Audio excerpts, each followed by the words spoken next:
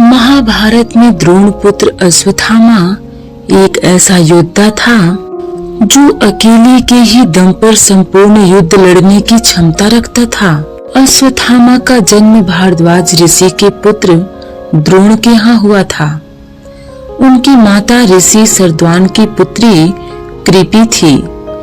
द्रोणाचार्य का गोत्र अंगिरा था।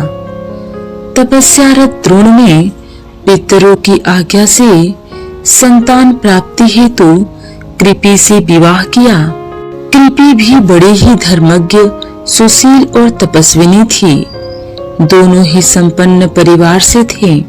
जन्म लेते ही अश्वत्थामा ने उच्च श्रवा के समान घोर शब्द किया जो सभी दिशाओं और व्योम में गूंज उठा। तब आकाशवाणी हुई कि इस विशिष्ट बालक का नाम अश्वत्थामा होगा। अश्वत्थामा के जन्म के बाद द्रोण की आर्थिक स्थिति गिरती गई। घर में कुछ भी खाने को नहीं बचा। इस विपन्नता को दूर करने के लिए द्रोण परशुराम जी से विदा प्राप्त करने उनके आश्रम गए। जब द्रोण आश्रम से लौटे तो घर में गाय तक नहीं थी। अन्य ऋषि कुमारों को दूध पीते देख एक दिन द्रोण ने देखा कि ऋषि कुमार चावल के आटे का घोल बनाकर अश्वत्थामा को पिला चुके हैं और अबोध बालक मैंने दूध पी लिया यह कहते हुए आनंदित हो रहा है। यह देख द्रोण स्वयं को धिक्कार उठे। अश्वत्थामा ने अपना बचपन जैसे तैसे बिताया। उनके लिए घर में पीने को दूध तक नहीं होता था। लेकिन जब वे अपने मित्रों के बीच रहते थे तो झूठ ही कह देते थे कि मैंने तो दूध पी लिया। पिता ने जब बालक अश्वत्थामा की यह अवस्था देखी तो उन्होंने खुद को इसका दोषी माना और वे उसके लिए गाय की व्यवस्था हेतु स्थान स्थान पर घूमकर धर्मयुक्त दान के लिए भटके। लेकिन उन्हें कोई भी गाय दान में नहीं मिली। अंत में उन्होंने सोचा कि क्यों न अपने बचपन के मित्र राजा द्रुपद के पास जाएं। वे अपने पुत्र अश्वत्थामा के साथ राजा द्रुपद के दरबार में जा पहुँचे। किंतु राजा द्रुपद की राजसभा से द्रोण को धक्के मारकर निकाल दिया गया। अश्वत्थामा के बाल मन पर उस वक्त क्या गुजरी होगी जब उसने देखी होगी अपने पिता की विवशता और क्रूर विडंबना कि शस्त्र शास्त्र के ज्ञाता भी सत्तासीन मदमत व्यक्ति द्वारा अपमानित होते हैं। तब अश्वत्थामा को लेकर द्रोण पांचाल राज्य से कुरु राज्य में हस्तिनापुर आ गए और वहां वे कुरु कुमारों को धनुष बाण की शिक्षा देने लगे। वहां पर वे कृप शास्त्र की शिक्षा देते थे। अश्वत्थामा भी पिता के इस कार्य में मदद करने लगे। बाद में द्रोण कौरवों के आचार्य बन गए। उन्होंने दुर्योधन सहित अर्जुन आदि को शिक्षा दी। शिक्षा प्राप्ति के बाद आचार्य के प्रति उदारता दिखाते हुए पांडवों ने गुरु दक्षिणा में उनको द्रुपद का राज्य छीनकर दे दिया। बाद में द्रोण ने आधा राज्य द्रुपद को लौटा दिया और आधे को उन्होंने अश्वत्थामा को दे दिया। उत्तर पांचाल का आधा राज्य लेकर अश्वत्थामा वहां के राजा बन गए और उन्होंने अपने राज्य की राजधानी अहिच्छत्र को बनाया। अब द्रोण भारत भर के सबसे श्रेष्ठ आचार्य थे। कुरु राज्य में उन्हें भीष्म, धृतराष्ट्र, विदुर आदि से पूर्ण सम्मान प्राप्त था। अतः अभावोक के दिन विदा हो गए थे। उधर अश्वत्थामा जीवन के संघर्ष की आग में तपकर सोना बन गया था। महान पिता द्रोणाचार्य से उन्होंने धनुर्वेद का ज्ञान प्राप्त किया था। द्रोण ने अश्वत्थामा को धनुर्वेद के सारे रहस्य बता दिए थे। सारे दिव्यास्त्र, अग्नि, वरुणास्त्र, ब्रह्मास्त्र, नारायणास्त्र, ब्रह्मशिर आदि सभी उसने सिद्ध कर लिए थे। वह भी द्रोण, भीष्म, परशुराम की कोटि का धनुर्धर बन गया। वह भी द्रोण, भीष्म, परशुराम की कोटि का धनुर्धर बन गया था। कृप, अर्जुन व कर्ण भी उससे अधिक श्रेष्ठ नहीं थे। नारायण अस्त्र एक ऐसा अस्त्र था जिसका ज्ञान द्रोण के अलावा महाभारत के अन्य किसी योद्धा को नहीं था। यह बहुत ही भयंकर अस्त्र था। अश्वत्थामा की ब्रह्म तेज, वीरता, शौर्य, तितिक्षा, ज्ञान शास्त्र, नीति ज्ञान, बुद्धिमत्ता के विषय में किसी को संदेह नहीं था। दोनों पक्षों के महारथी उसकी शक्ति से परिचित थे। महाभारत काल के सभी प्रमुख व्यक्ति अश्वत्थामा के बल, बुद्धि एवं शील के प्रशंसक थे। भीष्म रथियों व अतिरथियों की गणना करते हुए राजा दुर्योधन से अश्वत्थामा के बारे में उनकी प्रशंसा करते हैं, किंतु वे अश्वत्थामा के दुर्गुण भी जानते हैं। उनके जैसा निर्भीक योद्धा कौरव पक्ष में कोई नहीं था। जब राक्षसों की सेना ने घटोत्कच के नेतृत्व में भयंकर आक्रमण किया तो सभी कौरव वीर भाग खड़े हुए। तब अकेले ही अश्वत्थामा वहां अड़े रहे। उन्होंने घटोत्कच के पुत्र अंजन पर्वा को मार डाला। साथ ही उन्होंने पांडवों की एक अच्छेहिणी सेना को भी मार डाला और घटोत्कच को घायल कर दिया। अश्वत्थामा कौरव सेना के प्रधान महारथी थे। कुरुराज ने अपने पक्ष की 11 अक्षेहिणी सेना को 11 महारथियों के सेनापतित्व में संगठित किया था। ये थे द्रोण, कृप, शल्य, जयद्रथ, सुदक्षिण, कृतवर्मा, अश्वत्थामा, कर्ण, भूरिश्रवा, शकुनी और ब्रह्मलिक। अतः अश्वत्थामा 11 सेनापतियों में एक प्रमुख स्थान रखते हैं। इधर युद्ध में अर्जुन, कृष्ण, युधिष्ठिर, भीम, नकुल, सहदेव, द्रुपद, धृष्टद्युम्न तथा घटोत्कच आदि लड़ रहे थे। लेकिन उनके रहते हुए भी, उनके देखते ही देखते अश्वत्थामा ने द्रुपद, सूत, सुरथ और संतुजय, कुंती भोज के 90 पुत्रों तथा बालानिक, शतानिक, जयाश्रव, चुताहे, हेममाली, प्रसद्र तथा चंद्रसेन जैसे वीरों को रण में मार डाला और युधिष्ठिर की सेना को भगा दिया था। अश्वत्थामा द्वारा किए जा रहे इस विध्वंस को देखते हुए पांडव पक्ष में भय और आतंक व्याप्त हो गया था। अब अश्वत्थामा को रोका जाना बहुत जरूरी हो गया था।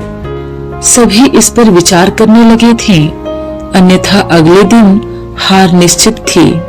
भीष्म के सरसैया पर लेटने के बाद 11वें दिन के युद्ध में कर्ण के कहने पर द्रोण सेनापति बनाए जाते हैं।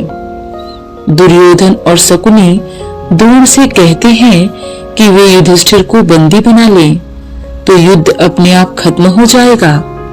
तो जब दिन के अंत में द्रोण युधिष्ठिर को युद्ध में हराकर उन्हें बंदी बनाने के लिए आगे बढ़ते हैं कि अर्जुन आकर अपने बाणों की वर्षा से उन्हें रोक देता है। नकुल युधिष्ठिर के साथ थे, वह अर्जुन भी वापस युधिष्ठिर के पास आ गए। इस प्रकार कौरव युधिष्ठिर को नहीं पकड़ सके। लेकिन द्रोण की संहारक शक्ति के बढ़ते जाने से पांडवों के खेमे में दहशत फैल जाती है। पिता पुत्र ने मिलकर महाभारत युद्ध में पांडवों की हार सुनिश्चित कर दी थी। पांडवों की हार को देखकर श्री कृष्ण ने युधिष्ठिर से छल का सहारा लेने को कहा। इस योजना के तहत युद्ध में यह बात फैला दी गई कि अश्वत्थामा मारा गया, लेकिन युधिष्ठिर झूठ बोलने को तैयार नहीं थे। तब अवंती राज के अश्वत्थामा नामक हाथी का भीम द्वारा वध कर दिया गया।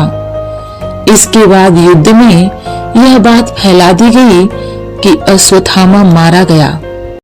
जब गुरु द्रोणाचार्य ने धर्मराज युधिष्ठिर से अश्वत्थामा की सत्यता जाननी चाहिए तो उन्होंने जवाब दिया, अश्वत्थामा मारा गया, परंतु हाथी श्री कृष्ण ने उसी समय शंखनाद किया, जिसके शोर के चलते गुरु द्रोणाचार्य आखिरी शब्द हाथी नहीं सुन पाए और उन्होंने समझा कि मेरा पुत्र मारा गया।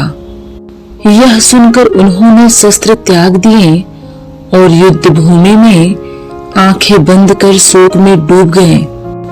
यही मौका था जबकि द्रोणाचार्य को निहत था जानकर द्रौपदी के भाई धृष्टद्युम्न ने तलवार से उनका सिर काट डाला। यह समाचार अश्वत्थामा के लिए भयंकर रूप से दुखद था। पिता की छलपूर्वक हत्या के बाद अश्वत्थामा युद्ध के सभी नियमों को तोड़कर रख देता है। पिता की मृत्यु से दुखी होकर अश्वत्थामा मजबूर होकर नारायण अस्त्र का प्रयोग करता है, जिसके चलते एक ही झटके में पांडवों सहित उनकी संपूर्ण सेना नष्ट हो जाती। सभी नारायण अस्त्र से नष्ट हो जाते, लेकिन पांडवों को इस अस्त्र से बचाने के लिए तुरंत ही श्री कृष्ण उनसे अपने अस्त्र त्याग कर रथ से नीचे उतरने का आदेश देते हैं और कहते हैं कि सभी नारायण अस्त्र के सामने आत्मसमर्पण कर लो, अन्यथा मारे जाओगे। सभी पांडव और सेना ऐसा ही करती है। समर्पण से ही वे सभी बच सके। जब अश्वत्थामा यह देखता है कि सभी पांडव बच गए हैं, तो उसे उस अस्त्र पर संदेह होता है। तब वह अर्जुन पर अग्न्यास्त्र का प्रयोग करता है, लेकिन श्री कृष्ण के कारण अर्जुन फिर बच जाता है। तब अश्वत्थामा को बड़ा क्रोध आता है। वह अपना धनुष फेंक देता है और अपनी विद्या पर संदेह करने लगता है। 18वें दिन युद्ध में कौरवों के मात्र 3 योद्धा ही शेष बचते हैं, अश्वत्थामा, कृपाचार्य और कृतवर्मा। इसी दिन अश्वत्थामा द्वारा पांडवों के वध की प्रतिज्ञा ली गई, लेकिन समझ में नहीं आता कि कैसे पांडवों को मारा जाए। एक उल्लू द्वारा रात्रि में कौरवों पर आक्रमण कर उन सभी को मार दिया जाता है। यह घटना देखकर अश्वत्थामा के मन में भी यही विचार आता है और वह घोर काल रात्रि में कृपाचार्य तथा कृतवर्मा की सहायता से पांडवों के शिविर में पहुंचकर सोते हुए पांडवों के 5 पुत्रों को पांडव समझकर उनका सिर काट देता है। इस घटना से धृष्टद्युम्न जाग जाता है तो अश्वत्थामा उसका भी वध कर देता है। अश्वत्थामा के इस कुकर्म की सभी निंदा करते हैं। अपने पुत्रों की हत्या से दुखी द्रौपदी विलाप करने लगती है। उसके विलाप को सुनकर अर्जुन उस नीच कर्म हत्यारे ब्राह्मण पुत्र अश्वत्थामा के सिर को काट लाने की प्रतिज्ञा लेते हैं। अर्जुन की प्रतिज्ञा सुन अश्वत्थामा भाग निकलता है। तब श्री कृष्ण को सारथी बनाकर एवं अपना गांडीव धनुष लेकर अर्जुन उसका पीछा करते हैं। अश्वत्थामा को कहीं भी सुरक्षा नहीं मिली तो भय के कारण वह अर्जुन पर ब्रह्मास्त्र का प्रयोग कर देता है। मजबूरी में अर्जुन को भी ब्रह्मास्त्र चलाना पड़ता है। ऋषियों की प्रार्थना पर अर्जुन तो अपना अस्त्र वापस ले लेते हैं, लेकिन अश्वत्थामा अपना ब्रह्मास्त्र अभिमन्यु की विधवा उत्तरा की कोख की तरफ मोड़ देता है। श्री कृष्ण अपनी शक्ति से उत्तरा के गर्भ को बचा लेते हैं। अंत में श्री कृष्ण कहते हैं, हे अर्जुन, धर्मात्मा सोए हुए असावधान मतवाले पागल अज्ञानी रथहीन स्त्री तथा बालक को मारना धर्म के अनुसार वर्जित है। इसने धर्म के विरुद्ध आचरण किया है। सोए हुए निरपराध बालकों की हत्या की है। जीवित रहेगा तो पुनः पाप करेगा। अतः तत्काल इसका वध करके इसका कटा हुआ सिर द्रौपदी के सामने रखकर अपनी प्रतिज्ञा पूरी करो। भगवान श्री कृष्ण के इन वचनों को सुनने के बाद भी अर्जुन को अपने गुरु पुत्र पर दया आ गई और उन्होंने अश्वत्थामा को जीवित ही शिविर में ले जाकर द्रौपदी के सामने खड़ा कर दिया। पशु की तरह बंधे हुए गुरुपुत्र को देखकर द्रौपदी ने कहा, हे आर्यपुत्र, ये गुरुपुत्र तथा ब्राह्मण है।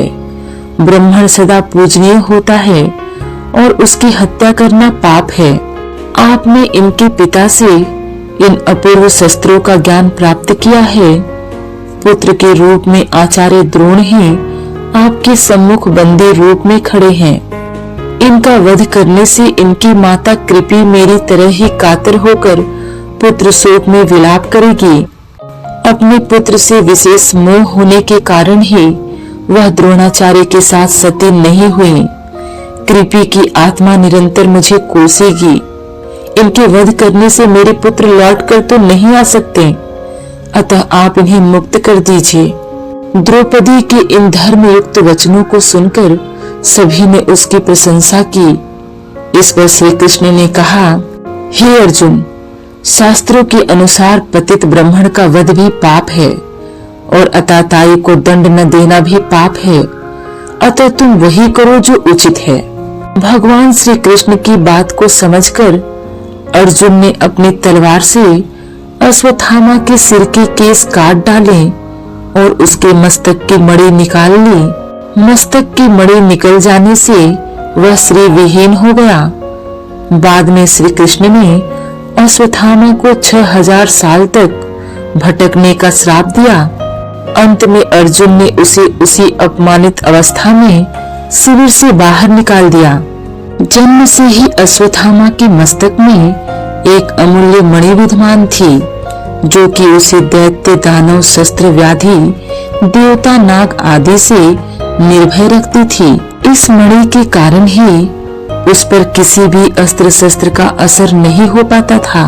द्रौपदी ने अश्वत्थामा को जीवन दान देते हुए अर्जुन से उसकी मणि उतार लेने का सुझाव दिया।